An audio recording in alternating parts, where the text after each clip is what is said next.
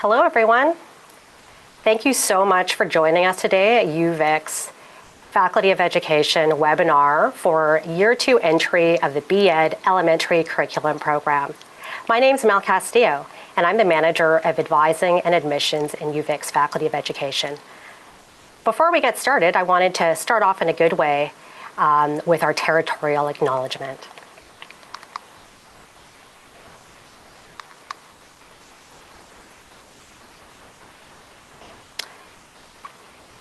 We acknowledge and respect the Lekwungen, Songhees, Kisepsum, Esquimalt peoples on whose territory the university stands, and Lekwungen and Wasanich peoples whose historical relationships with the land continue to this day. So we are joining you today from the University of Victoria on the Gordon Head campus here. It's a beautiful fall afternoon, and I just wanted to thank you all for joining us. We know you all have busy schedules. As I said before, my name's Mel. I'm so grateful to be a settler here on the traditional lands of the Lekwungen peoples.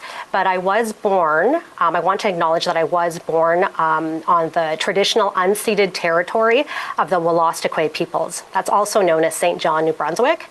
And I spent most of my formative years on Treaty 6 territory, also known as Edmonton, Alberta. And I wanted to introduce my co-host, Carrie Robertson. Take it away, Carrie. Thanks so much, Mel. So my name is Carrie Robertson. I manage teacher education programs in the Faculty of Education. I'd like to wish you a warm welcome. Bienvenue, Aichsquechel. Thanks for joining us, and we look forward to sharing some information about our programs and hearing from some special guests over the next hour.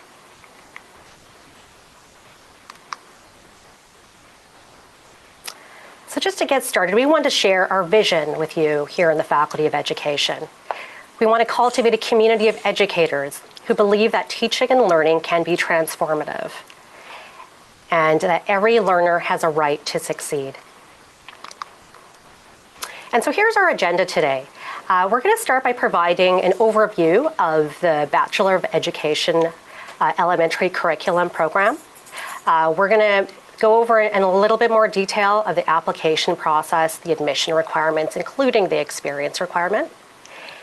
And I believe the highlight of today's presentation will be our guest speakers. We're going to have Megan, who's one of our Link to Practice instructors, and two of our teacher candidates, Kala and Elena, joining us today. And at the end of today's presentation, we're going to invite you to ask your questions during our question period. And so with that, let's get started here. And so we know so many of you connect with us via email or by phone, so we thought it was really important to put a face to our units that you will be interacting with during this admissions process. In the top box there, you'll see my education advising team. We essentially oversee the admissions and academic advising services in the Faculty of Education. So you'll be talking to us about the application process, about admission requirements. You've probably connected with Janet, who's on in the top left-hand corner, and she's our frontline advising assistant. You've probably called her, had some good conversations with her about your questions. So we look forward to speaking to you even more during this application cycle. And Carrie, would you like to introduce your team? Thanks so much, Mel. So on the right of the screen is the teacher education team. So we work very closely with education advising during all parts of the admission process. And then we work with teacher candidates throughout their program around practicum and practicum placements and graduation and certification and all those parts of the program. So again, just so you can get a sense of some of the names behind the emails of people you'll be interacting with. Great. Thanks so much, Carrie. Thanks, Mel. And so we wanted to share some really important program features of our programs. The first part of the program is that it's cohort-based. So what that means is that the program is organized into cohorts, which means they progress through their curriculum together, fostering a sense of community. collaboration, and support among students. This is certainly a highlight of the program. I'm sure you'll hear all about this in a more personalized way with our teacher candidates. Oftentimes we hear that students in our program form lasting friendships, relationships, and create networks because of this cohort program, and it's really special to see. The next highlight of our program is that we do offer smaller class sizes. For this program, for year 2 entry, and this will be predominantly the stream that we'll be speaking to you today about, we do admit a variable number of year 2 entry students. So initially, what happens is that we do reserve a certain amount of seats for those students who were admitted to year 1 entry of the program. They do have prioritized admission, and they will have the sort of first set of seats in that program. And then once we've filled those seats for those year 1 entry students, we'll then fill the remaining seats with year 2 students who've been admitted outside of the faculty. So it's important to note that there are around 66 seats for year 2 that we offer annually, and that's split up into 2 cohorts of 33. Another important feature of the program is that we have field experiences and link to practice experiences, seminars embedded right into the program. In Link to Practice, teacher candidates engage in weekly school visits during their first term of their B.Ed studies. So basically the second week that these students enter the program, they're right in their partnership schools, engaging with elementary students, as well as connecting with teachers within that school. By incorporating field experiences during the first term, the program enables students to apply theoretical knowledge in real-world settings early on. And you'll hear more about that from both our teacher candidates as well as Megan, who's a seminar instructor within Link to Practice. So this sort of goes right into, we offer really strong field partnerships with practicing teachers as instructors, such as Megan. And so collaborating with practicing teachers provides valuable insights from the field to make sure that that theoretical knowledge really does make a connection into that real world experience. These partnerships could also facilitate potential networking opportunities and connections for future career projects. And so, as I said, Megan will be able to speak to this dynamic in more detail during her presentation. We also offer French education opportunities. And so there is an opportunity to potentially complete a French module and 1 or more of your practicum studies in a French immersion setting.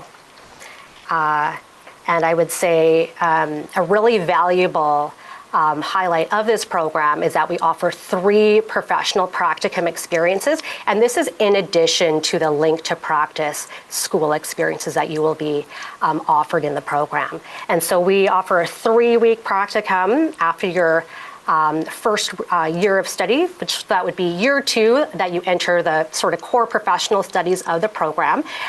You'll be doing a 3-week co-teaching practicum. Your next year, in year 3, you'll be completing a 6-week practicum in a classroom setting, and then your final certifying practicum will occur in your final year of study. And so just to provide an overview of this program, this is a full-time 4-year undergraduate program for aspiring elementary school teachers. It really is designed for students who haven't yet completed their first degree program. And so there are entry points in year 1 and year 2. So the year 1 entry point is reserved for students directly from high school and have only completed high school studies. As I mentioned before, there are 3 practicum experiences in addition to the Link to Practice school experience. There's French module options that we offer and an option to complete the program either on UVic campus right here in Gordon Head or through our East Kootenay Teacher Education Program in Cranbrook, British Columbia. And so for the September 2026 intake, the application deadline for this program is January 31st. And so year one entry, so we're going to go over the admission requirements for this stream. So as I mentioned before, this stream is reserved for applicants who've completed high school studies only. We do encourage you, as always, to refer directly to the admissions website for the required grade 11 and grade 12 coursework and grades. The recommended admissions average for this program is quite competitive at 90%, and this is based on grade 12 courses. And for this entry point, there is no experience requirement needed. It's only when students are admitted to year one and they wish to progress to year two of the program that they will have to complete that experience requirement, which we'll go over in more detail in the next slides. And so let's go over the admission requirements for year two entry. I skipped over that slide, excuse me. Let's go over these slides for year two entry. This is the admission requirements. As always, please refer to the program website where you'll see detailed information on the admission requirements, application instructions, the experience requirement, as well as all the important timelines. This is really reserved for applicants who've completed college or university studies.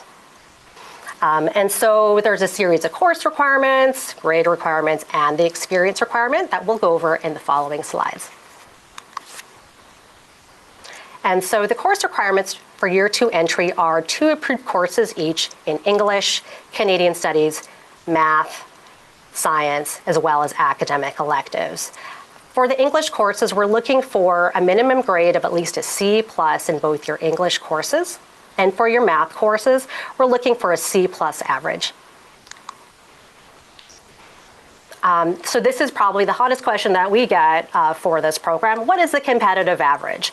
At UVic, the competitive average is the most recently completed 12 units of courses completed to April of the year of program entry. And so essentially 12 units of study at UVic is equivalent to 8 courses. And so if you complete around 8 courses between September 2025 to April 2026, the average of all those courses at the end of April will be used as your competitive average for the program. And so, Carrie, I'm going to turn it to you to teach us a little bit about the experience requirement. Great. Thanks so much, Mel. Thank you. And hello again, everyone. So I wanted to share with you the experience requirement for the year two entry into the program. And some people ask why there is an experience requirement. So teaching, as you know, is a relational activity, and we want to ensure that you have engaged with young learners to build your skills working with younger age groups in educative ways, to determine if teaching is a good fit for you, to build experiences working with diverse young people, and to show your learning beyond your academic experience. And you've heard from Mel about the courses and grades that are required, but as well, we want you to have experience working with young people and to see that it really is the profession that you're wanting to pursue. So our website, as Mel has alluded to, has a lot of information about the experience requirement. So please do make sure that you look at our website for details. And this is all for year two entry, whether you're progressing from year one or entering new to year two. This is when you'll have to have your experience completed. So you need 75 hours of experience working with groups of children from kindergarten to grade 12. So you don't have to have done all your experience with elementary school learners. Maybe you're coaching a team, maybe you're involved in youth groups, maybe you're involved working in summer camps. All of those are great examples of where to get your experience. And they need to be within 3 years of the application deadline. So if you are applying for September 2026, for example, your experience would be due by the end of January 2026. This could be in 1 or 2 experiences, but 50% have to be from 1 experience and in Canada in a domestic setting. If you have applied to the program before and you've checked at our website, you've probably noticed that it's changed quite a bit. We've done a significant website update. And so you actually will be logging your experience hours and letting us know who your references are right through the online application form. So as you go through the application form, there will be a place where you can enter where you've had your experience, how many hours you've got, some of the things you've learned, and then you will enter the names and email addresses of your 2 referees. What happens then is your referees are automatically sent a link to complete a confidential reference form for you. So you don't need to worry about that part of things, but obviously do give your references enough time to complete the form. Your applications are due at the end of January, but the references are due by February 15th. So if you apply close to the deadline, you'll see there's still a couple of weeks for your references to be able to complete those forms for you to have an on-time application by February the 15th. The forms that the referees fill out come directly back to you, Vic, and then you will see those updated on your application checklist. Back to you, Mel. Great, thank you.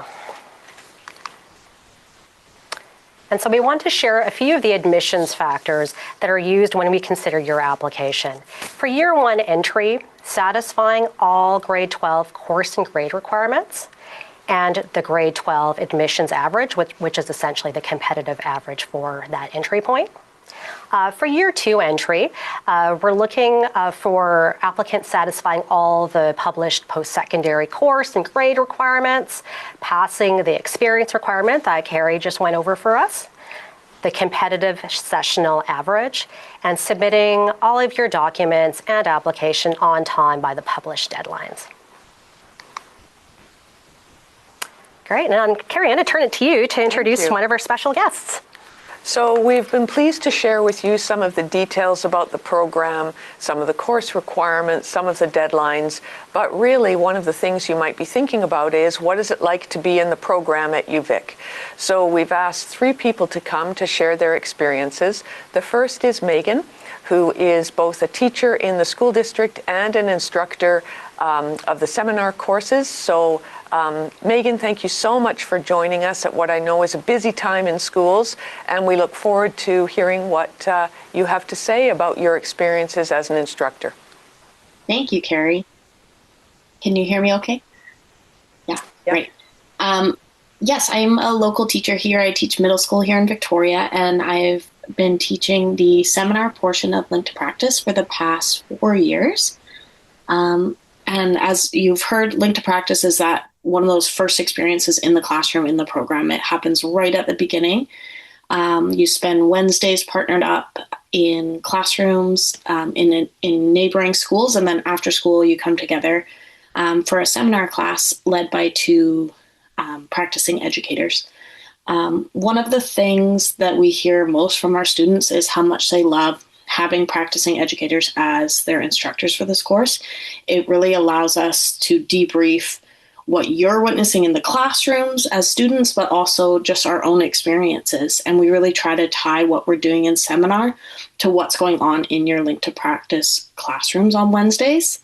It's a pretty unique experience to be able to see September to December of the school year. The beginning of the school year is really a kind of full-on hands-on time for educators, and it's so wonderful us to have you in there as an extra set of hands and helping out, but it's also just wonderful for UVic students to get that experience of what does it look like to set up the classroom, and how can you get in there right away with that relationship building and all those really important parts of teaching that are sort of beyond the curriculum part.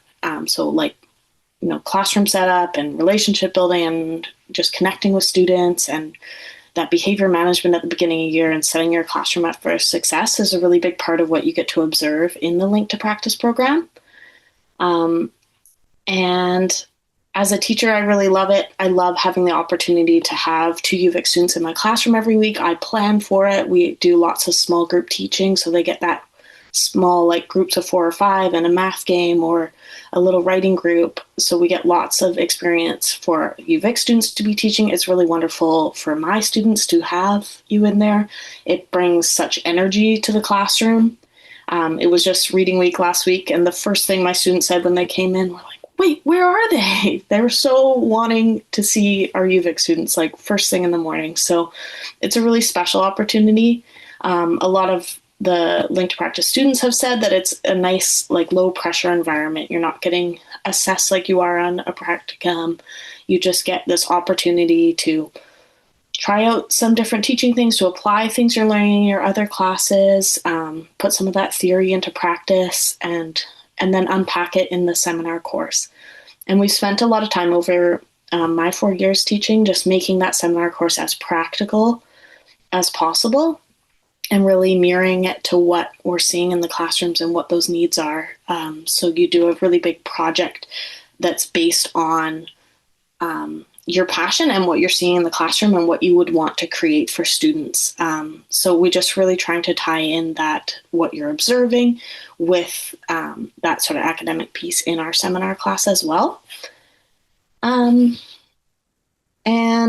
we just also try to mirror like what we're doing in class with the time of year. So as I said, beginning of the year, a lot of relationship building, and then we get into some more you might be observing some different assessment strategies or some curriculum pieces, and we just try to mirror what we're talking about in class to what you might be observing in the classroom. And I think that's a really unique part of this program, is that the whole course, you're tied to what you're seeing in the classroom, to what we're doing together in seminar. So it just keeps it very relevant. Yeah, I think that was all. Well, thank you so much, Megan, for sharing that. And I'm sure that there will be other questions for you a little bit later on. Thank you. So we've heard from Megan's perspective as a classroom teacher how helpful it is having Link to Practice students in her class, the kinds of things that they're learning and engaging in and observing. But we also wanted you to have the opportunity to hear from current teacher candidates. And so both Kala and Elena are here today. They are in year 3 of the program. And so they have some thoughts to share with you about their experiences. Thanks so much for coming. Of course. Thank you. Yeah. Thank you for having us. So, hi everyone. My name is Kala. And my name is Elena. So, first, what we want to talk about is the first step is what a cohort is. So, that's a really unique feature, as Mel talked about, to this program. And if you don't know what a cohort is, it's that small group of about 33 people, and you have all of your classes together. So, about 8 or so classes, you have them all together, and you get to know each other so well. And a huge part of the component of this program is a lot of group and collaboration work, and that's great to do when you know the people you're with and you get to work with them all day. The other great thing about working in a cohort is you actually make some of your absolute best friends. So I'm from North Vancouver. I went to Argyle Secondary, and then I came to UVic for year 1 in this program. So I started right away, and of course, being a 17, 18-year-old all of a sudden at university, it can be intimidating making friends. So getting to meet people in your program by year 2 is a fantastic way to meet people who are also really like-minded as you, because a lot of people who are in education together have some similar goals and hopes for that. So another amazing aspect about this program is our practicum, of course. So I think that most of us can agree that that's one of our absolute favorite parts of this program. So when you're in your practicum, that's just basically you're taking all your learnings from the school year and putting it into practice. You're put into a classroom. For your 3-week practicum in year 2, you are with a partner, which makes it way easier because you get to have someone to share your ideas with, someone who's going through what you're going through and who you can collaborate with. And it definitely helps soften the blow of all of a sudden, I'm in a classroom. So for the first practicum for me, I was put in a grade 8 classroom for my Link to Practice. And that was insane because from North Vancouver, grade 8 is high school. So I did not know what to expect from that. But it was so amazing getting to work with a different age group than what I was used to working with, and learning what you can learn from them, how hilarious they are and how interested they are in you. And you really notice how much you make a difference to them.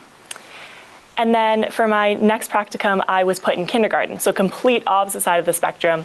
And that was so much fun. So it was 3 weeks of going every single day. And for this program, your practicum is instead of exams. So in the spring, everyone had their exam season, and instead we were in our classroom. And I personally think that it was so valuable to take those learnings, put it into practice, learn what works, what doesn't work. And there's so much room from the teachers who you're around and your partner who you're with to make mistakes, try things, figure it out together. And that's where I think a lot of us can agree we gain the most practical knowledge, and we feel like we're properly set up for when we eventually become a teacher. Yeah, so for example, if you're curious, some of the differences between like going into a kindergarten and a grade 8 classroom is behavior management. So behavior isn't necessarily a negative thing, it's just how people act.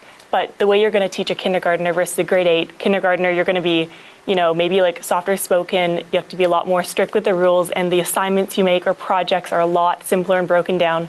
Whereas grade 8, you might talk to them a bit more casually with your tone of voice, and the projects might be a little more advanced and things like that. But yeah, I think that this program has been absolutely amazing. I feel like I'm really well prepared for when I eventually graduate at the end of next year, and I'm going to go into the field. And yeah, I just have amazing things to say about it. So I'll pass it to Elena now. Thank you for sharing your experience. I can also say that I'm super excited to be here and share my wonderful experience within the program as well. So a little bit about myself. I actually didn't start out within the program out of high school. So I know it can be a little bit daunting starting off in a different program and not having that sense of feeling of friendships and support and cohort. But what made me realize quickly was that I didn't really like and enjoy the program I was in. And actually, I wanted to be more inspired of the teachers that I've seen before that made an impression on me, such as like caring teachers and super kind teachers I've encountered in my past. And I quickly realized that those are the qualities that I want to lead my future classroom with. And once I saw how supportive the whole education advising team is and how they basically led me step by step into this process, I just knew that this program was the right fit for me from very early on. So once I entered year 2 of the program, I quickly realized that everything is hands-on, and it's not learning theory where you're sitting down and you're used to just picking up information and processing it, but rather you're practicing real strategies, activities, and you're building your confidence throughout these classes. So I believe that this has been such a growth mindset and confidence boost to myself, because you quickly realize that it's okay to make mistakes and it's okay to make adaptations, and you can always improve because you have such an important and supportive environment around you with all your peers and your cohort. So that also helped as well. Another thing that Megan touched on was the Link to Practice seminar. So another highlight for me was that. I find that you really get to build connections with the students and within the grade that you're with, and you get to try out maybe various grades. I was also placed in an 8th grade classroom, and I was placed in a French immersion classroom. So definitely out of my comfort zone, but you get to engage with them and get to learn what works and what doesn't work within the classroom, and how to build and center your lesson plans around that age group as well. How to teach in French around that age group, because it's very different at each level teaching in French. And during the seminar, I found it was super engaging because you're coming from a long day of being within a classroom, and you finally get to unwind and relax and sort of just go and be with your friends and be with your peers and get support, and you are talking with everyone about how your day went, and they also get to talk about how their challenges went, and that way you kind of build connections and see strengths in each other, and you might get a different perspective from someone that you didn't realize before. It gives us space to reflect on our teaching. I believe that. And also the seminar, I know Megan mentioned you get to build real life experiences through that. and learn how to build classroom management skills and do inquiry projects. So that was also super amazing and very practical. And lastly, I'm currently pursuing my degree in French immersion. So I'm hoping to be a French immersion teacher. So if you've ever done French, I urge you, please do French. Please try to take your DELF in high school. It's free in high school.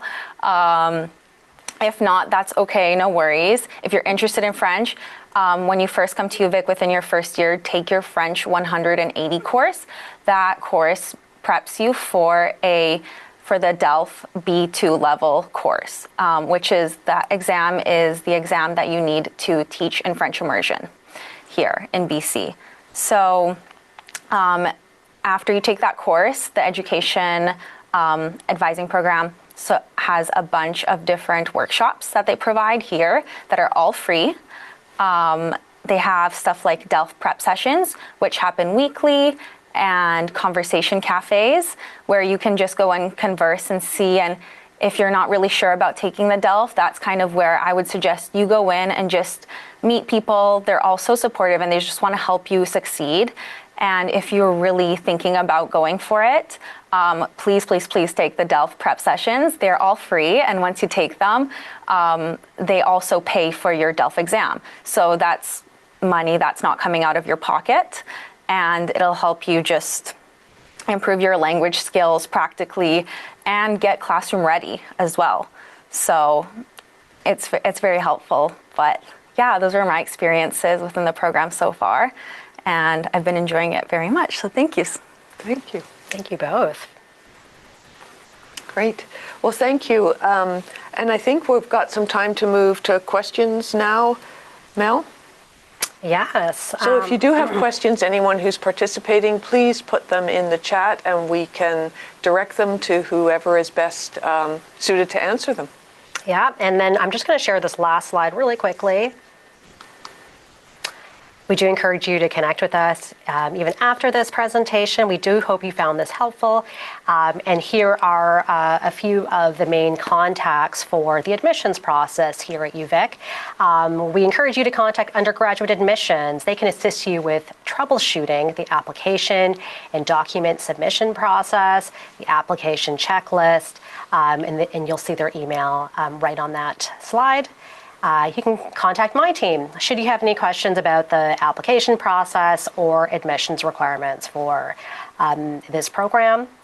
And we encourage you to contact Carrie's team if you have any questions about the experience requirement or the in-program experience, including practicum and any other field experiences.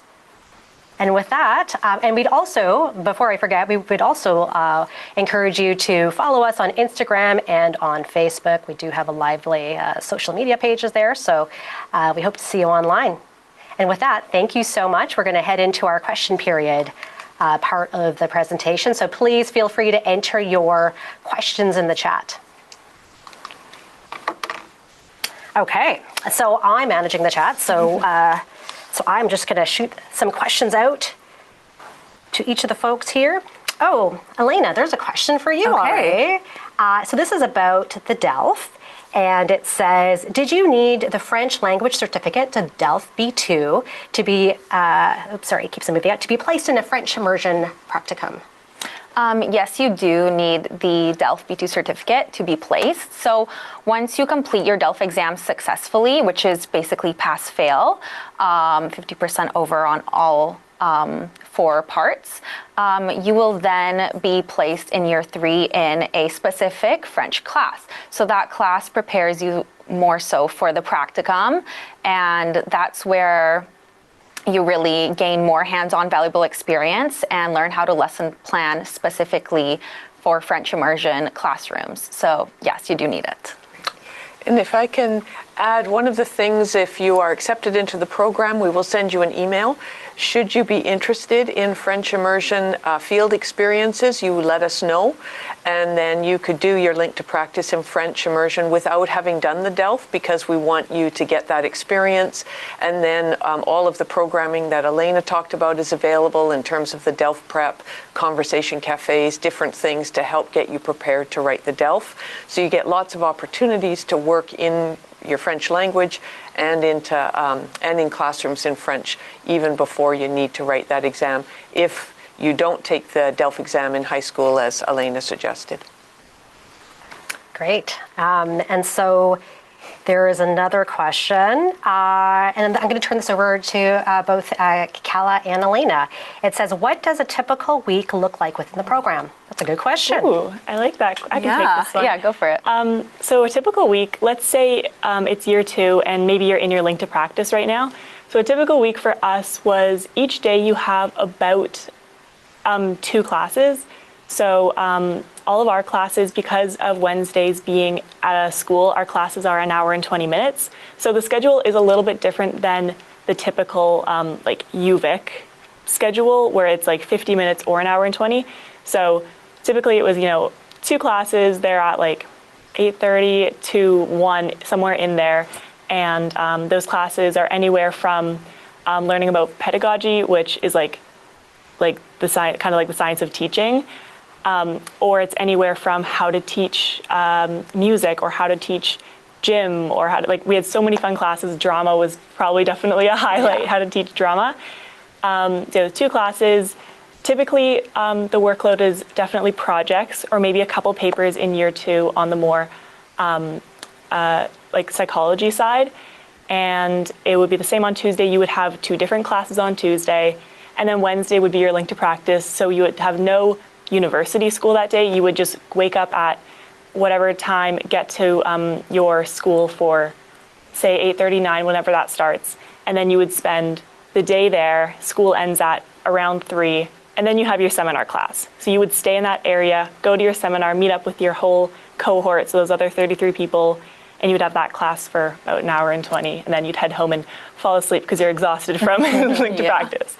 And then Thursday, Friday would be the same as Monday and Tuesday. So busy week, but also it's definitely not overloaded with classes because in our cohorts, unlike year 1 with the prerequisites, your classes are chosen for you for year 2 and pretty much all of year 3. So you don't have to make any decisions with that. They're told you when to sign up for, where to go, so that you're all going to the same place. That answers that. Great, thank you. That's great. That's fantastic detail, and I appreciate that. Okay, and so we have someone potentially from Alberta. They were asking, is it possible to transfer easily from the University of Alberta to UVic for second year? And I said, yes, it is definitely possible. I would encourage you to visit the website to see if that sort of helps you provide some guidance. Otherwise, we do encourage you to contact my team, Education Advising. We're happy to give you some pre-admission advice as you hopefully prepare your application for this program in the future. So certainly it is possible. We have had students apply from the University of Alberta, and I'm from, I lived in Edmonton for a long period of time, and so I'm also here. So, and okay, so I have another question about French immersion, and I'll turn this to you. If you're interested in doing French immersion, would you be doing English and French classroom sessions? Perhaps this is, I'll help Carrie and maybe Elena decode what that means. Yeah. Would you like to start based on the classroom sessions? Yeah. So the program is mainly offered in English, but we try to identify a couple of classes each year to offer in French.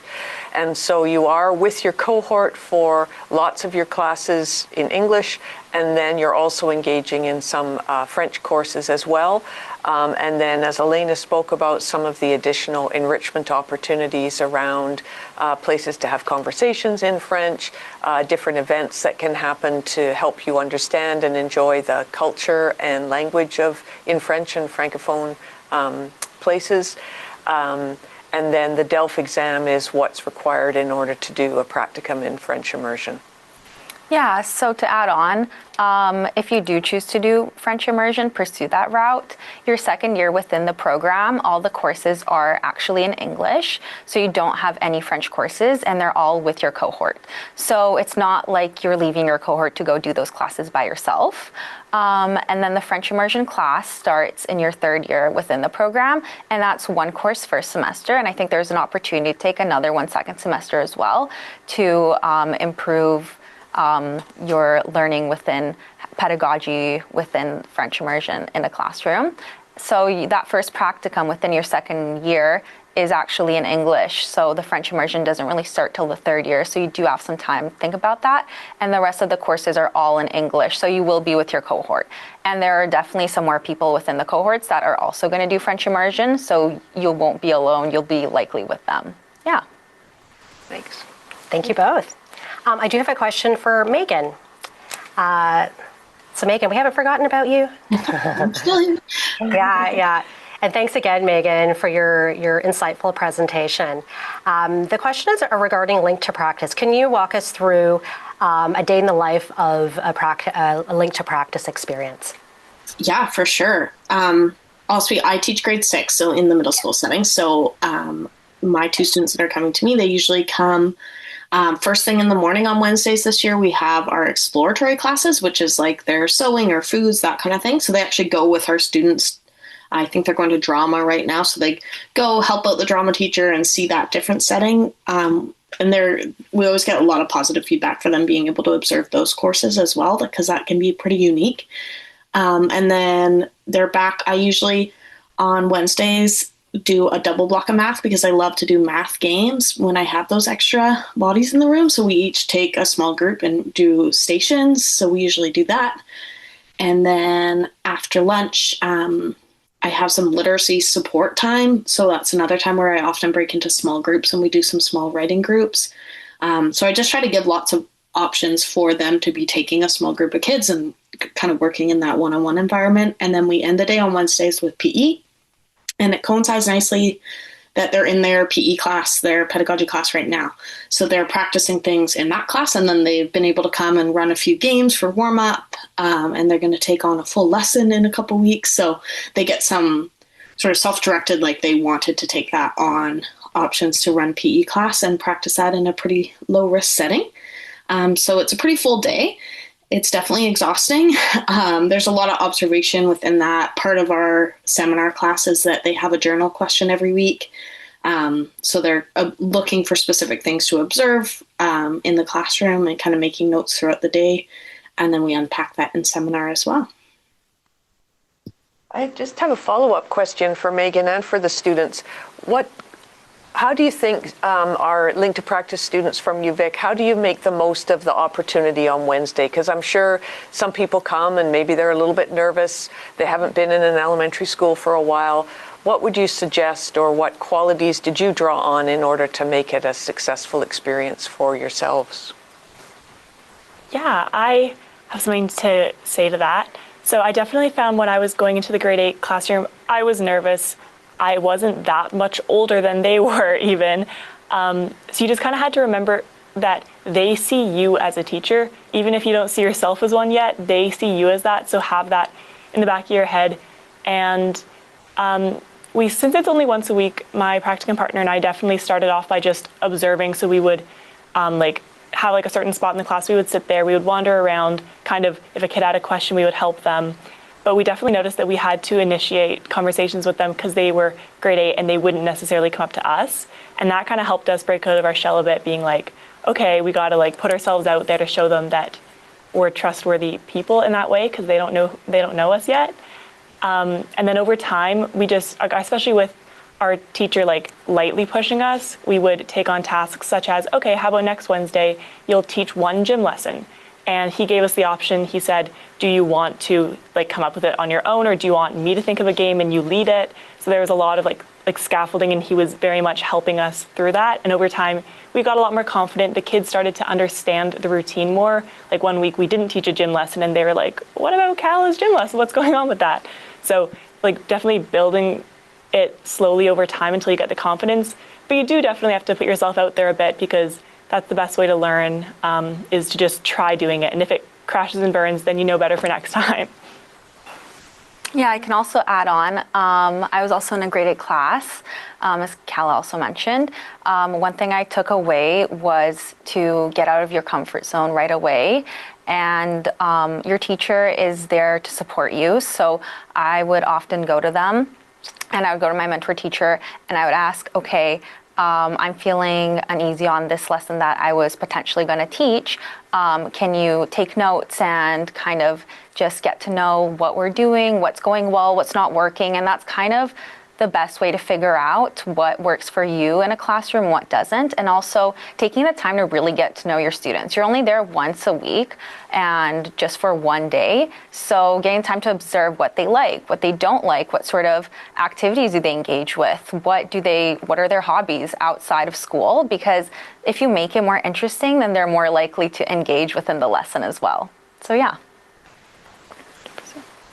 Megan, did you have anything to share?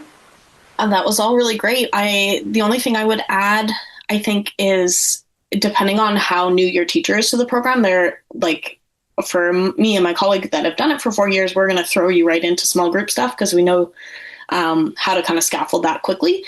But if you're, not getting as much opportunity as you would like, that's okay to ask, right? And to be, can I work with the student, or can I do some reading? And like, you're in there to help and to learn. And it should be that kind of back and forth relationship with the teacher. So, yeah, we just always encourage our students, like, ask to take on those opportunities. Now's the time. It's pretty low risk. And your teacher just, if they didn't think of building in small groups for you, like, just offer to do that, or offer to do some reading with the student, or whatever opportunities you can kind of think of. Thanks. Great. This is a great discussion we have going on here. Okay, so I'm going to look into more of your questions here. I have someone asking about, just to confirm the submission deadline for the experience requirement for this program. So Carrie, the deadline is January 31st. Yeah. That's right. Yeah. Because I think, because the individual asked this question was asking about a January 2nd deadline. So we do offer both a secondary and an elementary post-degree professional program. So those are both second degree programs, and those have both an application deadline as well as an experience document deadline of January 2nd. And I did just check the website, and it looks like it is correct. So the website hopefully reflects that. And this is the B.Ed elementary curriculum program with a January 31st deadline. So both the application and the submission of the experience documents is a bit later. So thanks for clarifying, though. And there may be people on the webinar who are actually thinking of applying for the post-degree program. And if that's the case, then it is January 2nd.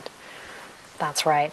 And just on that note, there was someone else asking, because they were wondering, because I was referring to year 2 entry of the program, does that mean that I was referring to the elementary post-degree program? And the answer is no.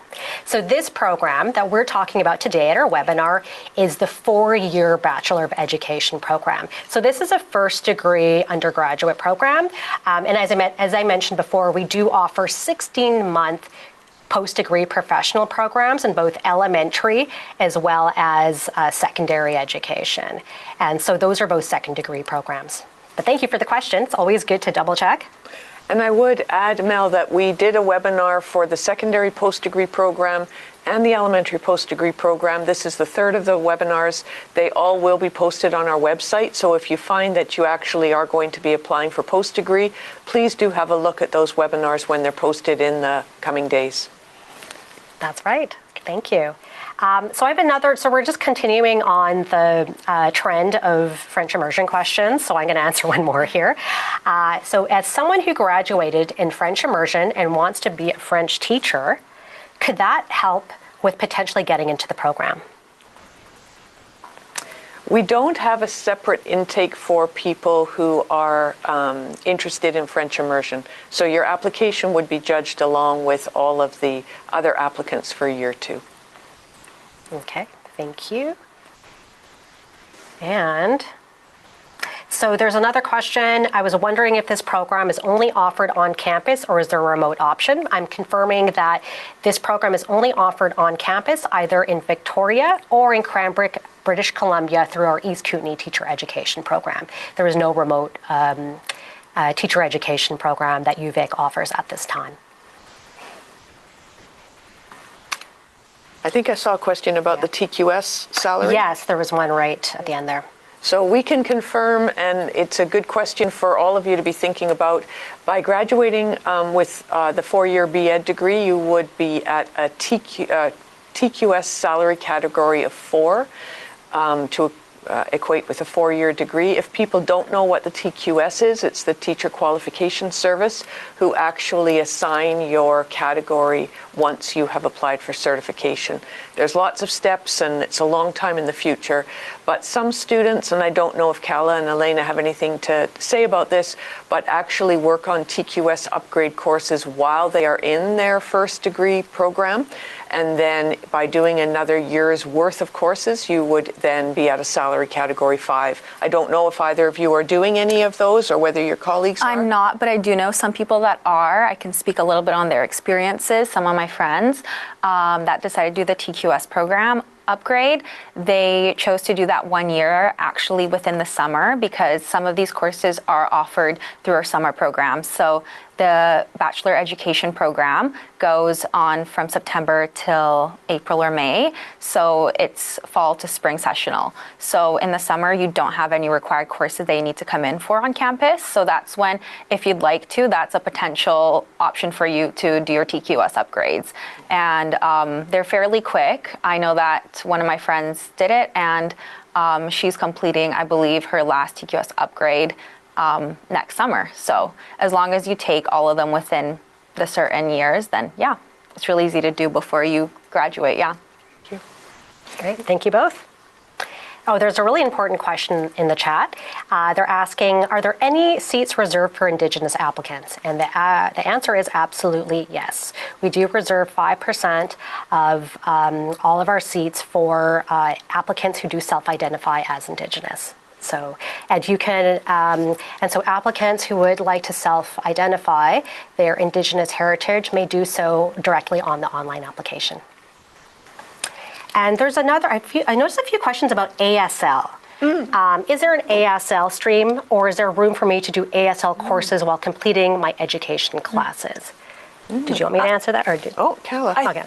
You can correct me if I'm wrong, but I'm pretty sure that in 4th year, you can have some electives to take, and that is one of the ones you can pick. Am I correct with that? Within the education degree, ASL isn't offered, but in terms of the TQS upgrades that we were talking about earlier, if the ASL course is a 300 or 400 level, they could qualify towards your TQS upgrade.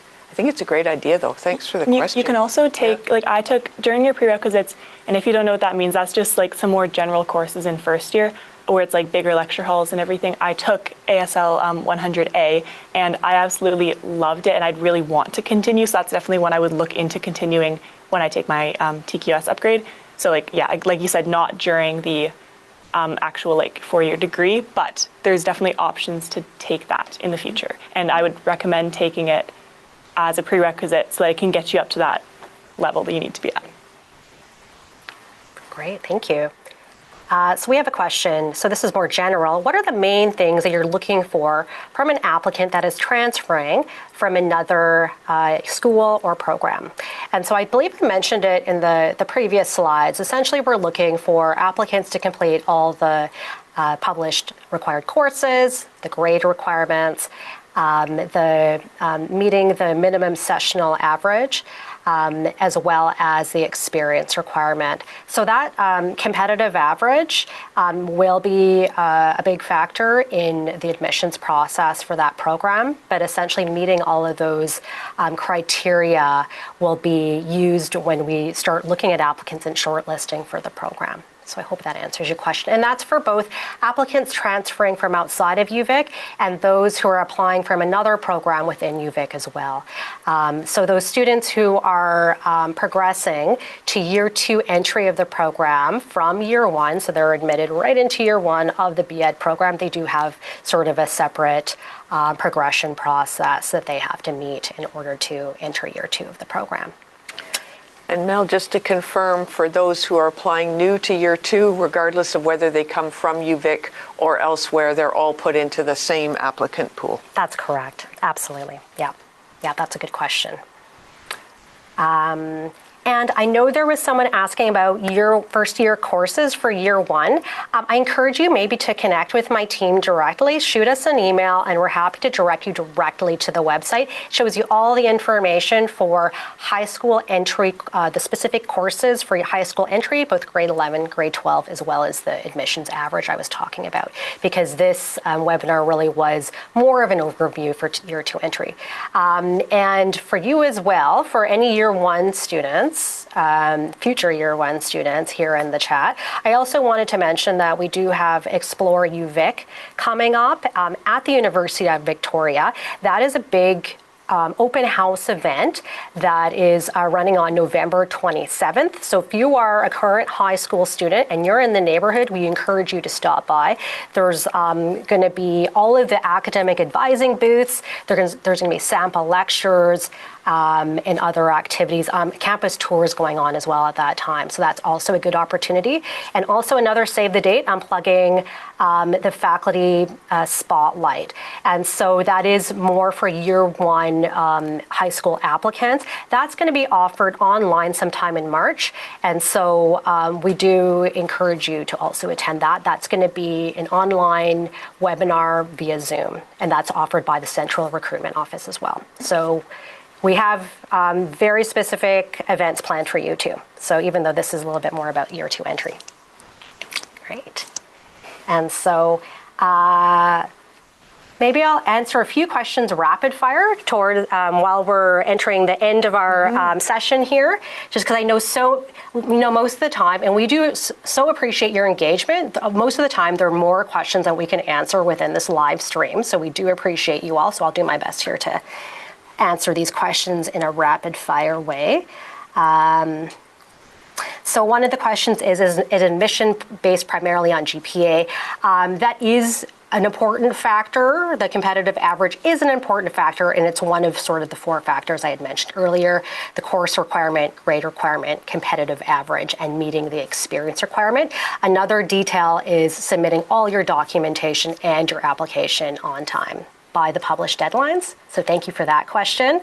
And Mel, around the application deadlines, just be mindful that the university has a holiday closure between the 24th of December and until after New Year. And so even though your application deadline isn't until the 31st of January, just be mindful if all of a sudden you have a lot of questions that the university is not open during that holiday closure from the 25th of December through to New Year. Great, that's a really important one. And we do encourage you to, if you can, submit your application earlier. So both people on my team in education advising, Carrie's team over in teacher education office, or undergraduate admissions will be available to answer your questions. And so I have a question regarding first year university courses while in grade 12 and someone who took a dual credit program. I encourage you to contact our team directly. This is something that we can answer and assist you via email. We'd have to look at your specific situation in that case. When do you find out if you are accepted? That is the question of the hour. So for this program, because we are looking at your sessional average right to the end of April, admission to this program typically happens around June. And so we do our admission usually end of May, early June for this program. The thing is, and I believe Callie, you mentioned this in your presentation, all teacher candidates for all of our teacher education programs are offered. We along with the teacher education team, create all of the registration timetables for the program, and so you are reserved a seat in all your required courses, even if you're gaining admission to the program a little bit later. Approximately how many applicants do you get per year versus how many do you admit? I would say we typically, we are looking at filling at least 66 seats for year 2 entry of the program annually.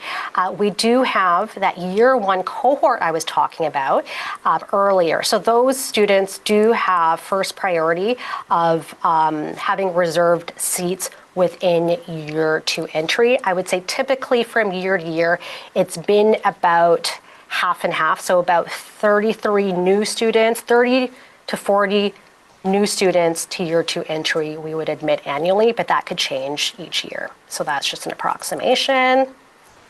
How many seats for year 2 at the College of the Rockies? That's a really great question. So the first question I answered, that was for Victoria campus. This next question I'll answer specifically for College of the Rockies.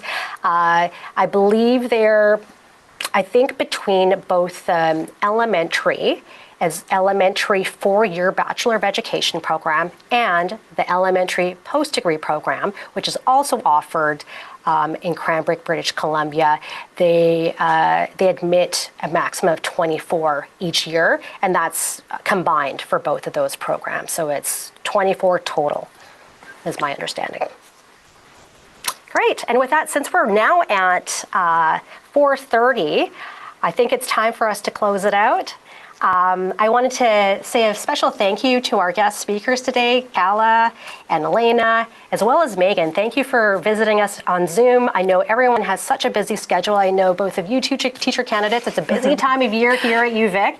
And Megan, we were talking right before this broadcast. You're right in the middle of report card season. So we do appreciate you coming here and sharing your experiences with us. Carrie, did you have any other? Well, thank you to everyone who joined, and thank you again to our guests for sharing your insights and experiences. We hope this has been helpful, and that you will be looking at your application after the end of January. Thank you, Mel. Yeah, thank you, Carrie. And we are going to be publishing this video on our website. And so once that's done, I believe I have basically everyone's email here in the chat, or all of our registrants. I'll send you an email when that video is ready. Thanks again for taking the time out of your busy schedules to join us today. We appreciate you all. Have a lovely evening.